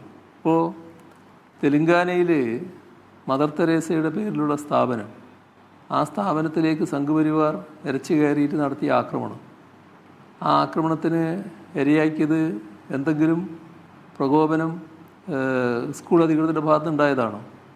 അവർ പറഞ്ഞത് ഈ നിങ്ങൾക്ക് യൂണിഫോം മാറി ധരിക്കണമെങ്കിൽ രക്ഷിതാവ് അറിയിക്കണം. അതിലെന്താ തെറ്റ്? കുട്ടിക്ക് ഇഷ്ടം പോലെ യൂണിഫോം, ഒരു വസ്ത്രം ധരിച്ചിട്ട് വരാൻ പറ്റില്ലല്ലോ യൂണിഫോം ഉള്ളിടത്ത്. എന്നാലൊരു പ്രത്യേക മതപരമായ ചടങ്ങുണ്ട്, അന്ന് ഞങ്ങൾക്ക് ഇങ്ങനൊരു വസ്ത്രം ധരിക്കണം എന്ന് രക്ഷിതാക്കൾ പറഞ്ഞാൽ അത് അനുവദിക്കാമെന്നാണല്ലോ ഈ പറഞ്ഞതിൻ്റെ അർത്ഥം. അതിനല്ലേ കയറി ആക്രമിച്ചത്. എത്ര ഭീകരമാണ്! ഒരു മലയാളി വൈദികനാണ് പോലും അവിടെ ഉണ്ടായിരുന്നത്. അദ്ദേഹത്തെ തല്ലി മട്ടുപ്പാവിലെത്തിച്ച് അവിടുന്ന് താഴെയുള്ള ആളുകളെ നോക്കി ജയ് ശ്രീറാം വിളിപ്പിക്കുക, എന്നിട്ട് മാപ്പ് പറയിപ്പിക്കുക, എന്തെല്ലാമാണ് നടന്നത്. അതിനുശേഷം അവിടെ സ്വീകരിച്ച നിലയോ കേസ് ഈ വൈദികനും ഈ പീഡിപ്പിക്കപ്പെട്ടവർക്ക് നേരെയാണ്, ഇരകൾക്ക് നേരെയാണ്. അപ്പോൾ അത് നമ്മൾ കാണുന്നത് അവിടെ BJP ഗവൺമെൻറ് അല്ല, അവിടെ കോൺഗ്രസ് ഗവൺമെൻറ്റാണ് ഇപ്പോൾ ഉള്ളത്. ആ കോൺഗ്രസ് ഗവൺമെൻറ് സ്വീകരിച്ച നിലയാണിത്. BJP-യാണ്, സംഘപരിവാറാണ് നേരത്തെ നടത്തിയ ആക്രമണത്തിൻ്റെ ആളുകൾ. ഇത്തരം അനുഭവങ്ങൾ നമ്മുടെ രാജ്യത്ത് പലതരത്തിലുണ്ടല്ലോ. അപ്പോൾ ക്രൈസ്തവ വിഭാഗത്തെ ലക്ഷ്യമിട്ട് നടത്തുന്ന BJP നീക്കം അതൊക്കെ ആളുകളുടെ അടുത്ത് ചിലവാകുമോ? ഇപ്പം ഇന്ന് പത്രങ്ങൾ റിപ്പോർട്ട് ചെയ്തിട്ടുണ്ട്, ഡൽഹിയിൽ നിന്ന് അവിടുത്തെ ഗവർണർ ഇങ്ങോട്ട് വരുന്നു. ഇത് ഇപ്പോൾ അരമനകളിൽ അദ്ദേഹം സന്ദർശിച്ചുകൊണ്ടിരിക്കുകയായിരിക്കും. ഇന്നും മാധ്യമങ്ങൾ റിപ്പോർട്ട് ചെയ്തിട്ടുണ്ട്. ആ വിവരമേ എൻ്റെ അടുത്തുള്ളൂ. അപ്പം ഞാനത് വായിച്ചപ്പോൾ എനിക്ക് തോന്നി, അതെന്താണ് നമ്മുടെ ശ്രീധരൻപിള്ളി, ആനന്ദബോസ് ഒന്നും പോരാന്ന് കണ്ടോ? ഇവരൊക്കെയാണല്ലോ നേരത്തെ ഉപയോഗിച്ചിരുന്നത്. അപ്പോൾ സക്സേന എന്ന പേരിരിക്കട്ടെ എന്നായിരിക്കും വെച്ചിട്ടുണ്ടായത്. ഇതൊക്കെ ആരെടുത്ത് ചിലവാകാനാണ്? നിങ്ങളാദ്യം നിങ്ങളെ രീതികൾ നന്നാക്ക്.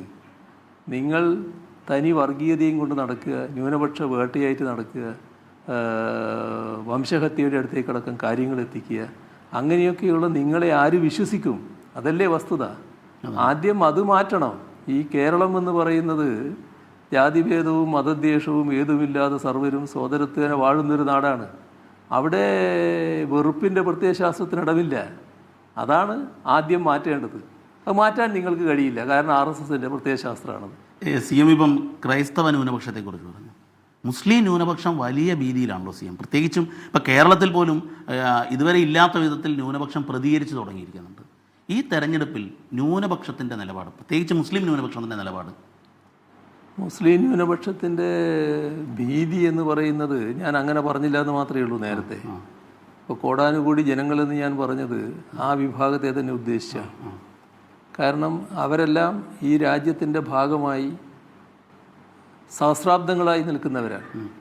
അങ്ങനെയുള്ള ഒരു ജനത, ആ ജനതയെ നുഴഞ്ഞുകയറ്റക്കാരായി ചിത്രീകരിക്കുക, അവർ എന്തോ പിടിച്ചുപറിക്കാരാണ് എന്നൊരു പ്രതീതി ഉണ്ടാക്കുക, അവർക്കെതിരെയുള്ളൊരു വികാരം ഉണ്ടാക്കുക.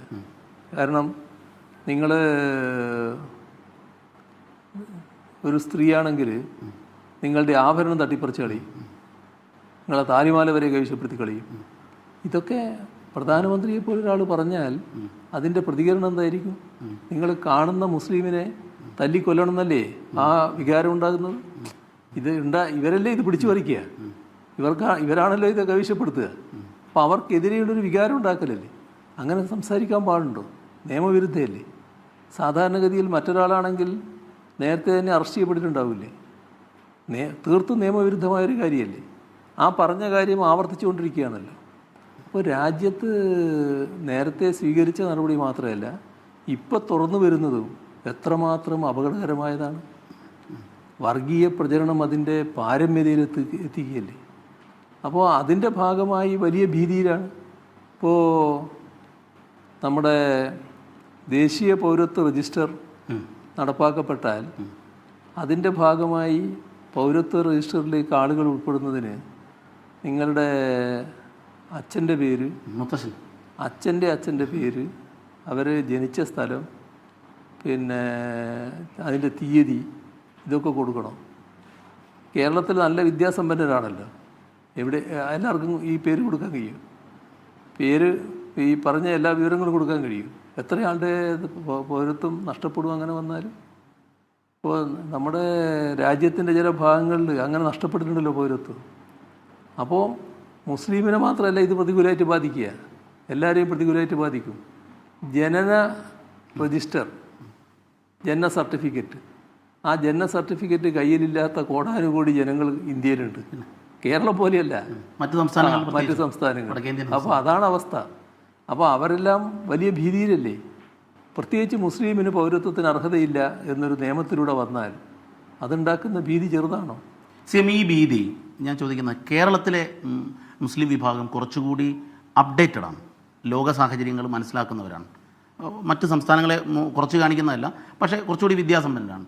ഇവരിതിന് പ്രതികരിക്കാൻ തയ്യാറായാൽ അത് ഈ തെരഞ്ഞെടുപ്പിൽ എങ്ങനെയായിരിക്കും വരിക? അത് ഏത് രീതിയിൽ പ്രതിഫലിക്കും? ഇവിടെ നമ്മൾ കാണേണ്ടത് എല്ലാ ന്യൂനപക്ഷ വിഭാഗവും ഇത്തരം പ്രശ്നങ്ങളെ ഗൗരവമായിട്ട് കാണുന്നുണ്ട്.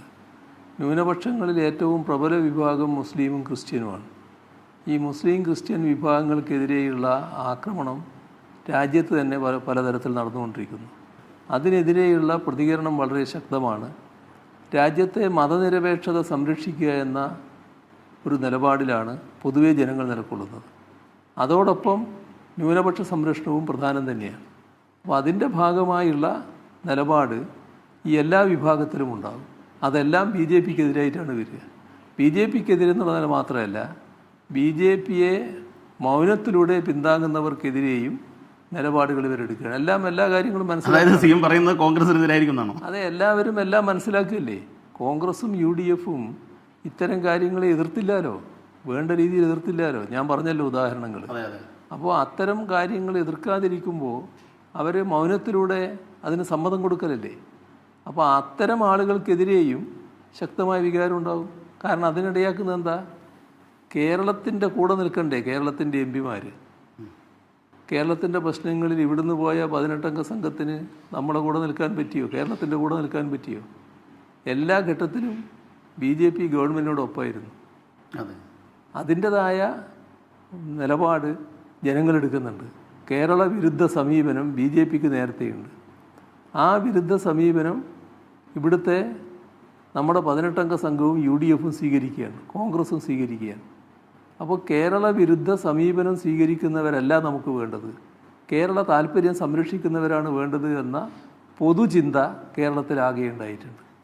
ഞാനൊന്ന് ഇടപെട്ട് ചോദിക്കുന്നത്, യു ഡി എഫിൻ്റെ ഒരു വലിയ വോട്ട് ബാങ്ക് ആയിരുന്നു സമസ്ത, പ്രത്യേകിച്ചും ഇ കെ വിഭാഗം.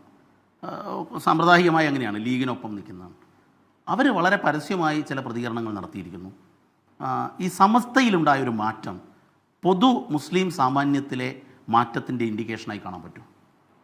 ഇവിടെ ചില മതവിഭാഗങ്ങൾ സർക്കാരുമായി ബന്ധപ്പെട്ട കാര്യങ്ങളിൽ ബന്ധപ്പെടാൻ അതിന് ചില വക്താക്കൾ എന്ന നിലയായിരുന്നു നേരത്തെ ഉണ്ടായിരുന്നു. എൻ്റെ അനുഭവത്തിൽ അത് ആകെ മാറിയിട്ടുണ്ട്. അതെ, കാരണം അങ്ങനെയൊരു പ്രത്യേക CM പൊളിച്ചതാണോ ശരിക്കും? അങ്ങനെയൊരു പ്രത്യേക വക്താക്കൾ ആവശ്യമില്ല എന്ന നിലയാണ്. നേരിട്ട് സംസാരിക്കുക. നമ്മുടെ സംസ്ഥാനത്തുള്ള എല്ലാ മതവിഭാഗങ്ങളും നേരിട്ട് സർക്കാരുമായി ഇപ്പോൾ സംവദിക്കാറുണ്ട്. ഏത് പ്രശ്നമുള്ളപ്പോഴും അവർ എന്നെ കാണാറുണ്ട്, ഞാൻ അവരുമായും സംവദിക്കാറുണ്ട്. ആവശ്യമുള്ള ഘട്ടത്തിലെല്ലാം അത്തരം ആളുകളെ വിളിച്ച് കാര്യങ്ങൾ ചർച്ച ചെയ്യാറുമുണ്ട്. ഇതൊരു ആരോഗ്യകരമായ ബന്ധം ഈ എല്ലാ മതവിഭാഗങ്ങളും സർക്കാരും തമ്മിൽ കേരളത്തിൽ ഉയർത്തുന്നതിനിടയാക്കിയിട്ടുണ്ട്.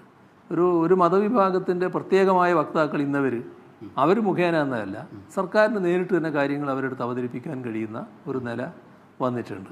അപ്പോൾ അതുകൊണ്ട് തന്നെ ആരോഗ്യകരമായ ബന്ധമുണ്ട്. അവർക്ക് സർക്കാരിനെ മനസ്സിലാക്കാൻ പറ്റുന്നുണ്ട്, ഞങ്ങളെ മനസ്സിലാക്കാൻ പറ്റുന്നുണ്ട്. എല്ലാവരിലും ആ മാറ്റം നമുക്ക് കാണാൻ കഴിയും. അത് സമസ്തയിൽ പ്രകടമാണോ ശരിക്കും? അല്ല, സമസ്തയുടെ കാര്യം അവരുമായിട്ട് ബന്ധപ്പെട്ട പ്രശ്നമാണ്. അത് ഇതുമായിട്ട് ബന്ധപ്പെട്ടത് മാത്രമല്ല. സമസ്തയുടെ പ്രശ്നം വരുന്നത് ഈ ലീഗ് വല്ലാത്ത അസഹിഷ്ണുത സമസ്തയോട് കാണിച്ചു എന്നാണ് തോന്നുന്നത്. അത് അവരുടെ പ്രശ്നമാണ്. ഞാനതിൽ പ്രത്യേകിച്ച് അഭിപ്രായം പറയേണ്ടതായിട്ടില്ല. എങ്കിലും പുറമേ നിന്ന് നോക്കുന്ന ഒരു ആളെന്ന നിലക്ക് എനിക്ക് തോന്നുന്നത് ലീഗ് പലപ്പോഴും ഒരു സഹിഷ്ണുതയോടെ എല്ലാ കാര്യങ്ങൾ നീക്കിയിട്ടുള്ളത്.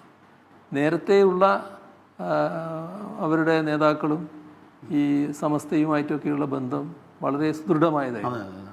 അതിന് മാറ്റം വന്നിട്ടുണ്ട്. അപക്വമായ ചില ഇടപെടലുകൾ അതിനിടയാക്കിയിട്ടുണ്ട് എന്നാണ് തോന്നുന്നത്. പിന്നെ രാഷ്ട്രീയക്കാരെ എതിർക്കുമ്പോൾ ഏത് രീതിയും ചിലർ സ്വീകരിക്കാറുണ്ടല്ലോ.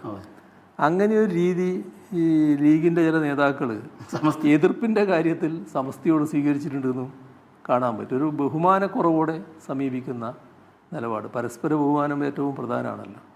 അപ്പോൾ അത്തരം കാര്യങ്ങളൊക്കെ അവരുടെ ബന്ധം വഷളാക്കുന്നതിന് ഇടയാക്കി. അത് അവരുടെ പ്രശ്നമാണ്, നമ്മളെ പ്രശ്നമല്ല. പക്ഷേ ഞങ്ങളെ സംബന്ധിച്ചിടത്തോളം എനിക്ക് പറയാനുള്ളത് ആരോഗ്യകരമായ ബന്ധമാണ് എല്ലാവരുമായിട്ടും ഉള്ളത്. CM ഈ ലീഗിന് CMൻ്റെ ഈ പ്രാവശ്യത്തെ പ്രസംഗം, വയനാട് മുതൽ തലശ്ശേരി വരെയുള്ള പ്രസംഗം വളരെ കൗതുകപൂർവ്വം ശ്രദ്ധിച്ചൊരു മാധ്യമപ്രവർത്തനമാണ്. ലീഗിൻ്റെ നിലപാട് എങ്ങനെയാണ് ഇപ്പം? CMൻ്റെ പല പ്രസംഗങ്ങളിലും ചില പ്രദേശത്തെ ചില വിഷയങ്ങളിൽ മാത്രമാണ് ലീഗിനെ വിമർശിച്ചത്. പൊതുവിൽ ലീഗിനെ കടന്നാക്രമിക്കുന്നൊരു സമീപനം എടുത്തിട്ടില്ല. അല്ല, ലീഗ് എന്ന് പറയുന്നത് ഒരു പരിതാപകരമായ അവസ്ഥയിൽ നിൽക്കുന്ന ഒരു പാർട്ടിയാണെന്നാണ് എനിക്ക് തോന്നുന്നത്. കൊടിയുടെ കാര്യത്തിലാണ്. അല്ല, എന്തെല്ലാം ആഹ്വാനമാണ് അവർ സഹിച്ചുകൊണ്ടിരിക്കുന്നത്. അതാണ് ഞാൻ പറഞ്ഞത് പരിതാപകരം. ഈ സ്വന്തം പാർട്ടിയുടെ പതാക പോലും എടുത്ത് നടക്കാനുള്ള സ്വാതന്ത്ര്യവും അവകാശവും ഇല്ല എന്ന് വന്നാൽ പിന്നെ എന്തൊരു പാർട്ടിയാണത്? എന്തെല്ലാം നാണക്കേടാണ് അവർ സഹിക്കുന്നത്. ഇത് യഥാർത്ഥത്തിൽ നമുക്ക് സഹതാപം തോന്നും. ഈ എല്ലാ നാണക്കേടും സഹിച്ചിട്ട് ഇങ്ങനെ നടക്കുകയാണല്ലോ എന്നുള്ളത്. അതൊരു ദുർഗതി തന്നെയാണ് അവരെ സംബന്ധിച്ചിടത്തോളം. എന്നാൽ കേരളത്തിലെ UDF എന്ന് പറയുമ്പോൾ അതിൻ്റെ നട്ടെല്ല് ലീഗാണ്. ലീഗില്ലാത്തൊരു UDFനെ പറ്റി ആലോചിക്കാൻ പറ്റും. അപ്പോൾ ആ ഒരു നിലയിലാണ് അവർ പരസ്പരം കാര്യങ്ങൾ നീക്കുന്നത്.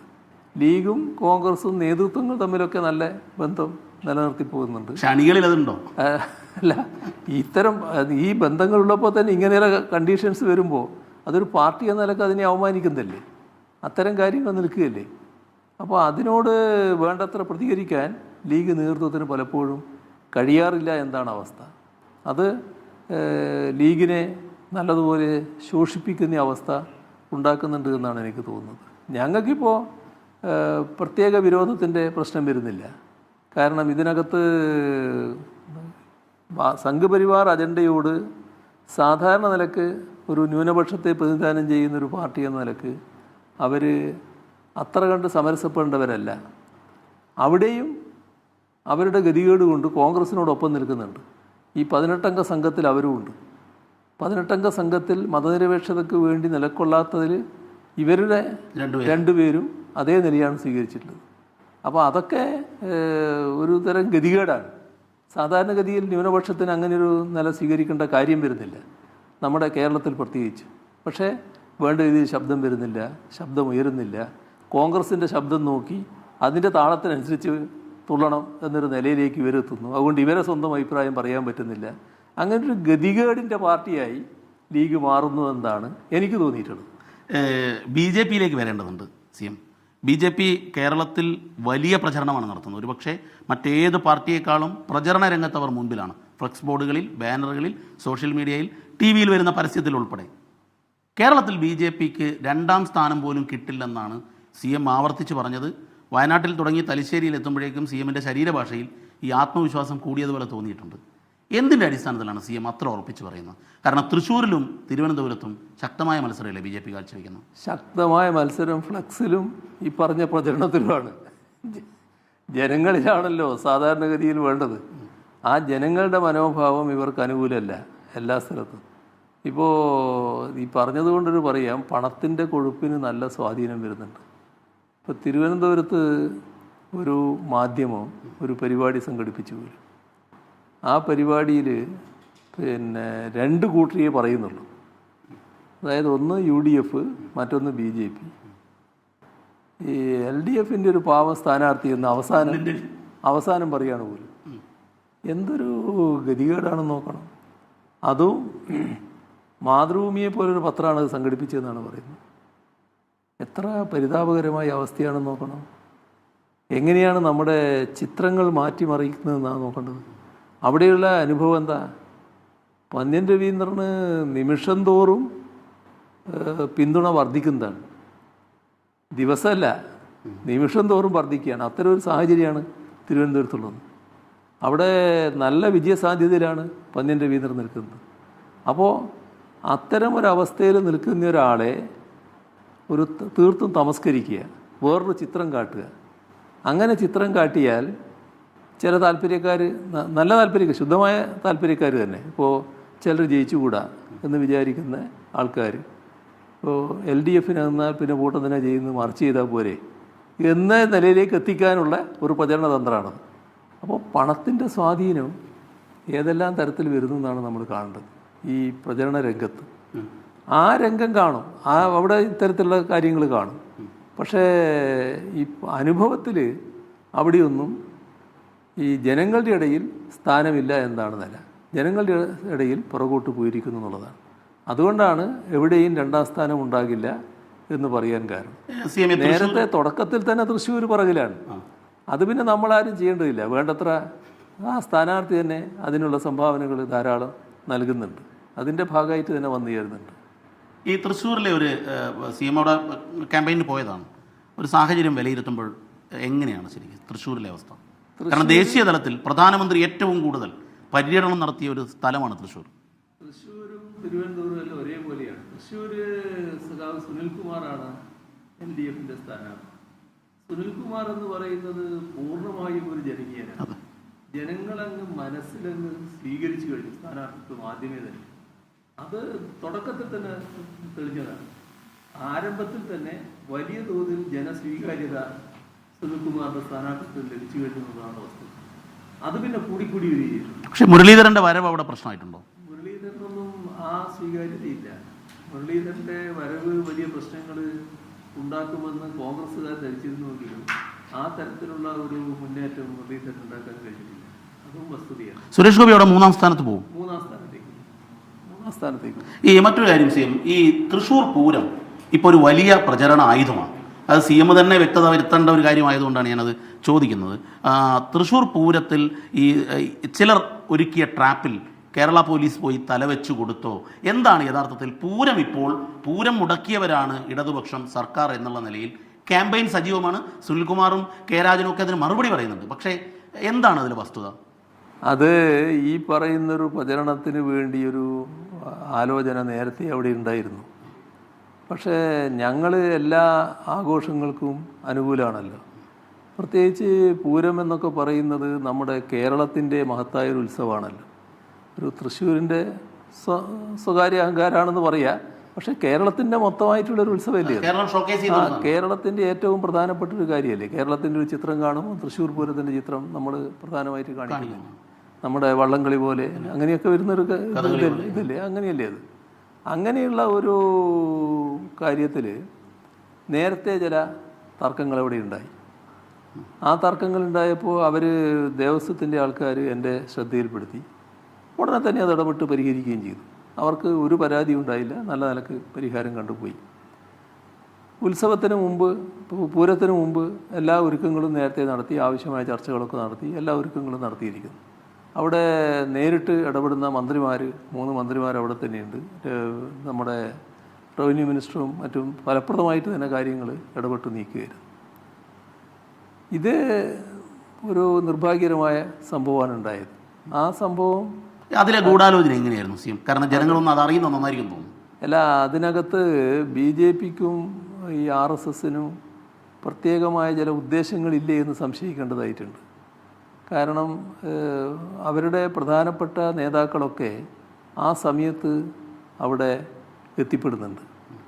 അതുമായി ബന്ധപ്പെട്ട് ചില ഇടപെടലുകൾ അവരുടെ ഭാഗത്ത് നിന്ന് വരുന്നുണ്ട്. നേരത്തെ ശബരിമലയിൽ ചില പ്രശ്നങ്ങളുടെ കാലത്ത് അവിടെ വിവാദ പേരുകൾ ചിലതുണ്ടായിരുന്നു.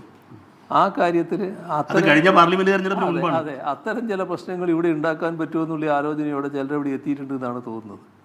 ഏതായാലും നമ്മൾ നോക്കുമ്പോൾ ആ കാര്യത്തിനല്ല ഞാൻ അന്ന് ആ ഘട്ടത്തിൽ പ്രാധാന്യം കൊടുത്തത്. ഈ ദേവസ്വം കമ്മിറ്റിയും മാധ്യമപ്രവർത്തകരും പരാതിപ്പെട്ടു. പോലീസിൻ്റെ ഭാഗത്ത് കൈകടന്ന നടപടികളുണ്ടായി, കടുത്ത നടപടികളുണ്ടായി എന്നുള്ളത്. അത് സാധാരണഗതിയിൽ വരാൻ പാടില്ല ഇത്തരം ഉത്സവം നടക്കുന്ന സ്ഥലത്ത്. അപ്പോൾ ആ പരാതി മുഖവിലക്കെടുത്ത് അവരെ മാറ്റി അന്വേഷണം നടത്തുക. ആ അന്വേഷണത്തിൻ്റെ ഭാഗമായി വരുന്ന വിവരങ്ങൾ എന്താണെന്ന് മനസ്സിലാക്കിയിട്ട് തുറ നടപടികൾ നമുക്ക് സ്വീകരിക്കാം. സാധാരണഗതിയിൽ ഇങ്ങനെയുള്ള സംശയങ്ങളൊക്കെ തോന്നും. പക്ഷേ ആ സംശയത്തിലേക്കല്ല ഇപ്പോൾ പ്രാധാന്യം കൊടുക്കുന്നത്. അവരുടെ പരാതി നല്ല നിലക്കെടുത്ത് അത് പരിഹരിക്കുക എന്നുള്ളതാണ്.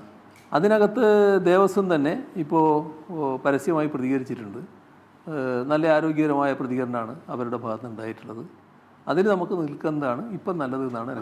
സി എം മാധ്യമങ്ങളെ നിശ്ചിതമായി വിമർശിക്കാറുണ്ട്. അങ്ങ് മാധ്യമ പരിലാളന കിട്ടിയ ഒരു നേതാവുമല്ല. ഈ തെരഞ്ഞെടുപ്പിലെ മാധ്യമങ്ങളുടെ ഇടപെടലിനെ അങ്ങ് എങ്ങനെയാണ് കാണുന്നത്? അതിനാണല്ലോ ഞാൻ തിരുവനന്തപുരത്തിൻ്റെ അനുഭവം പറഞ്ഞത്. തിരുവനന്തപുരത്ത് ഒരു സാമ്പിളാണ് ഇത്. പൊതുവിൽ കാണാൻ നമുക്ക് ദേശീയ തലത്തിൽ കൂടിയാണ് ഞാൻ ചോദിക്കുന്നത്. അല്ല, നമ്മുടെ സംസ്ഥാനത്തിൻ്റെ കാര്യങ്ങളെടുത്താൽ പ്രധാനപ്പെട്ട മാധ്യമങ്ങളുടെ സർവേ രീതികൾ അന്ന് നാട്ടിലുള്ള യാഥാർത്ഥ്യവുമായിട്ട് ഒരു ബന്ധവുമില്ലാത്തതാണ്. നേരത്തെ പെയ്ഡ് ന്യൂസിനെ പറ്റി നമ്മൾ ധാരാളം കേട്ടിട്ടുണ്ട്. ഇപ്പോൾ അത്തരത്തിലുള്ള പെയ്ഡ് സർവേയുടെ കാലം വന്നുകൊണ്ടിരിക്കുകയാണ്. അതിൻ്റെ ഭാഗമായൊരു ചിത്രം തെറ്റായ രീതിയിൽ ഉണ്ടാക്കാൻ ശ്രമിക്കുകയാണ്. അതാണ് തിരുവനന്തപുരത്തിൻ്റെ അനുഭവം ഞാൻ പറഞ്ഞത്. മറ്റുള്ളിടത്തും അങ്ങനെയാണ്.